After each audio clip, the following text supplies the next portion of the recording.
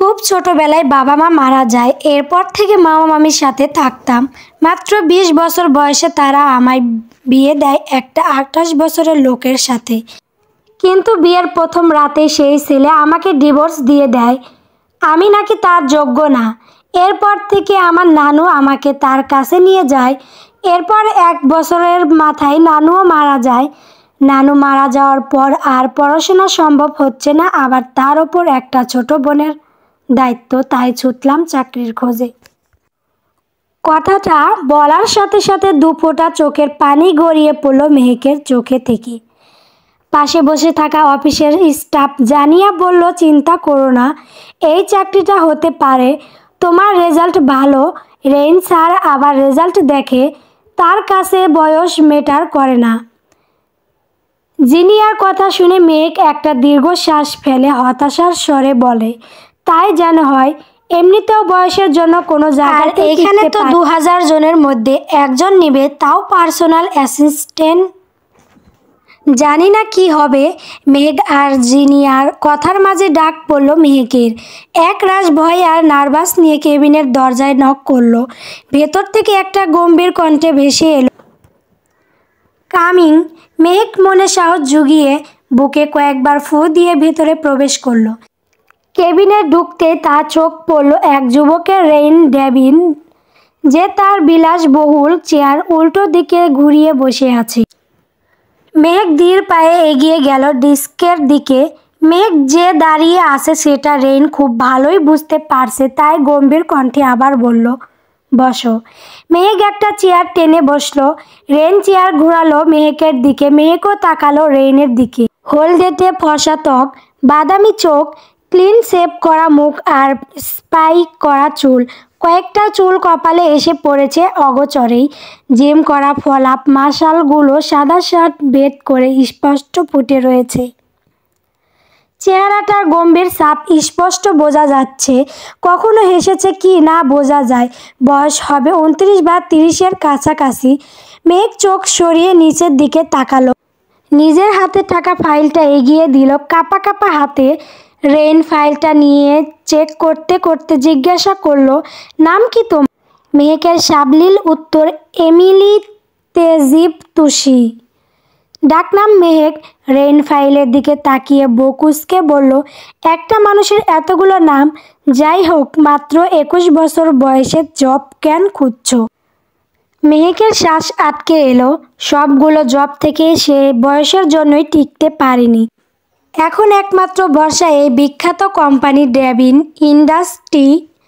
এইটাতেও না হলে আর বেঁচে থাকতে হবে না। মেহেক কয়েকবার আল্লাহর নাম পড়ে বলল, আমার বাবা মা কেউ নেই স্যার, আর বাড়িতে তেমন কেউ নেই যে আমাদের ভরণ পোষণের দায়িত্ব নেবে, তাই জব খুঁজতে বেরিয়েছি। স্যার, আমার জবটা খুব প্রয়োজন। সব জায়গাতেই বয়সের জন্য আটকে গিয়েছি, তাই আপনার কাছে এসেছি। মেহেকের কথা শুনে রেইন তার অগোচরের হালকা হাসলো, হয়তো সেটা মেহেক দেখতে পায়নি। রেইন মেহেককে আরও কিছু প্রশ্ন করলো, আর মেহেকও খুব বুদ্ধিমত্তার সাথে সেগুলোর জবাব দিল। ইন্টারভিউ শেষ। রেইন বলল, তুমি খুবই বুদ্ধিমতী। আই হোপ তুমি আমার পিএ হও। তবে আরও কয়েকজনের ইন্টারভিউ নেওয়ার বাকি আছে। রেইন একটু থেমে আবার বলল, তোমার জব হয়ে গেলে জানিয়ে দেওয়া হবে। এখন তুমি আসতে পারো। মেহেকের সালাম জানিয়ে বেরিয়ে গেল কেবিনের থেকে। মেঘ বের হতেই রেইন একজন স্টাফকে ফোন দিয়ে কেবিনে আসতে বলল। কয়েক মিনিটের মধ্যে লোকটা চলেও এলো। রেইন আদেশ করে বলল, এমিলি তেজিব তুষমির জব কনফার্ম করো আর স্যালারি 2 লক্ষ করো। তবে ওকে কালকে জানাবে। স্টাফ মাথা দুলিয়ে চলে গেল। রেইন নিজের চেয়ারে মাথা এড়িয়ে দিয়ে চোখ বন্ধ করলো, বাঁকা হেসে আওড়ালো, কোনো এক গোধূলি বিকেলে আমি দেখেছিলাম তুমি হাসছিলে। নাম দিয়েছিলাম তোমার ফিনিক্স পাখি। তুমি সেই নারী যে বাজিয়েছিলে আমার মনের ভায়োলিন। তুমি কি ভাবছো মেহেক সোনা, এত সহজেই আমার মন চুরি করে পালাবে? No way. তুমি হয়তো কোনো দিন জানতেও পারবে না যে তোমাকে সবগুলো জব থেকে রিজেক্ট আমার কথাই করা হয়েছে। কথাগুলো মনে মনে বলে রেইন ঠোঁটে বাঁকা হাসি নিয়ে চেয়ারটা দলিয়ে উঠল। রাস্তার এক পাশে ডেভিন ইন্ডাস্ট্রির বড় এক অফিস, আর ঠিক তার উল্টো পাশেই অস্থির হয়ে দাঁড়িয়ে আছে এক কালো পোশাক পরিহিতা অষ্টাদশী মেয়ে, এমিলিয়া মেহনুর তুষি। ফর্সা ত্বকটা রোদের তীব্র আলোয় লাল বর্ণ ধারণ করেছে, গা বেয়ে পড়ছে ঘাম। তুষি মূলত এখানে এসেছে তার বোনের সাথে। মেঘ বের হচ্ছে না দেখে তুষি অফিসে যাওয়ার সিদ্ধান্ত নিল। যেই ভাবনা সেই কাজ। হাতে দুটা বাবল টিট নিয়ে রাস্তা পার হতে যাবে, অমনি একটা গাড়ির হর্ন দিয়ে যেটা আগে থেকে রাস্তার কিনারা পার্ক করেছিল আকস্মিকভাবে হর্ন বাজায়। তুষি ভয় পেয়ে যায় এবং হাতে থাকা বাবলটি কিছু পড়ে যায়। তুষির রাগ আর দেখে কে, হাতের বাবলটি দুটাই ছুঁড়ে মারে গাড়ির গ্লাস বরাবর। সাথে সাথে গাড়ির ফ্রন্ট গ্লাসটা বাবলটির দিয়ে নষ্ট হয়ে যায়। তুষির এমন কাজে রেগে গাড়ি থেকে বের হয় এক সুদর্শন যুবক, চোখে চশমা, মুখে মাস্ক আর মাথায় ক্যাপ, হাতে কালো গ্লাভ, লং কোট পরা এক সুদর্শন যুবকটা এসে দাঁড়ায় তুষির সামনে। তুষির হাইট 5 ফুট 4 হওয়ার দরুন লোকটার বুক পর্যন্ত তার মাথা গিয়ে ঠেকেছে। এই যে মিস, এইটা আপনি কি করলেন?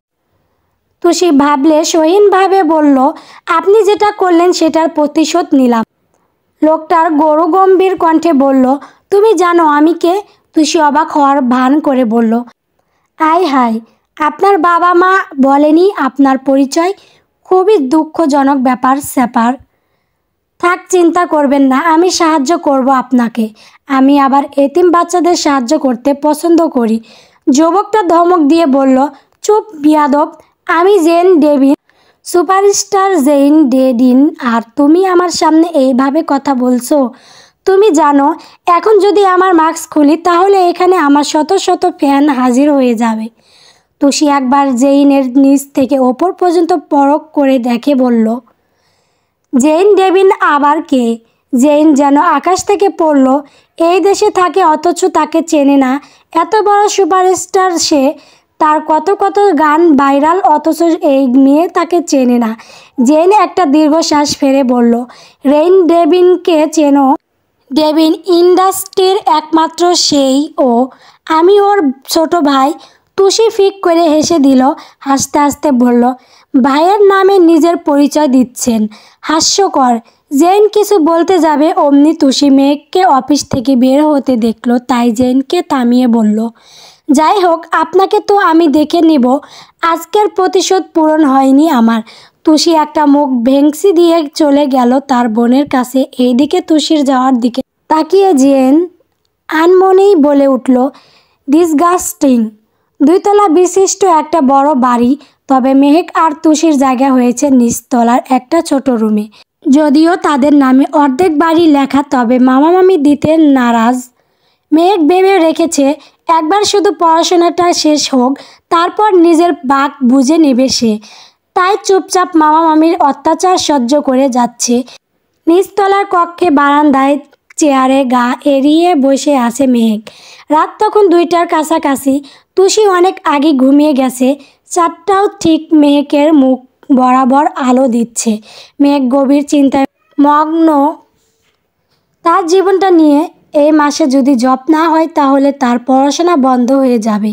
আর সামনে তো তুষির এসএসসি বোর্ড পরীক্ষা, ফি দিতে হবে। হাজার একটা চিন্তায় মেহেকের মাথা ফেটে যাচ্ছে। নিজের পড়াশোনার কথা বাদ, অন্তত বোনটাকে পড়াশোনা করাতে চায় সে। তবে এত সব কিছুর মাঝেও মেহেক আল্লাহর কাছে কোনোদিন অভিযোগ করেনি, কিন্তু আজ অন্তঃগহীন থেকে আল্লাহর কাছে অভিযোগ করে বসলো মেয়েটা। চোখ বন্ধ করে একটু শব্দ করে অভিমান করে বলল, আমার জীবনটাই কেন এমন বিষাদময় করে দিলেন আল্লাহ? আমি কি সুখ পাওয়ার এতটাই অযোগ্য? প্রথমে তো বাবা মাকে কেউ মেরে দিল, এরপর আমার বিয়ে হলো, অথচ একদিনও সংসার করতে পারলাম না। আবার এখন টাকার জন্য পড়াশোনা বন্ধ হতে নিচ্ছে। কি চাইছেন আপনি? আমাকে তুলে নিতে? তাহলে নিন, তা না হলে এই পৃথিবীতে থেকে মরণ যন্ত্রণা সহ্য করার ক্ষমতা দিন। অভিযোগগুলো হয়তো ওপরওয়ালা শুনল। মেহেক ডুবকে কেঁদে উঠল। চোখ বেয়ে নোনা জল গড়িয়ে পড়ল ফর্সা গাল বেয়ে। মেঘ আর সেখানে বসলো না, উঠে চলে এলো রুমে। একটু ঘুমালে হয়তো ব্রেনটা রেস্ট পাবে। দূর থেকে একটা তীক্ষ্ণ নজর এতক্ষণ ধরে মেয়েকেই পর্যবেক্ষণ করছিল। তার অঙ্গভঙ্গি, কান্না, অভিযোগগুলো সবই দেখতে পেল সেই অবয়ব। মেহেক রুমে যেতেই বাঁকা হেসে সেই অবয়বটিও চলে গেল কোনো এক অজানা উদ্দেশ্যে।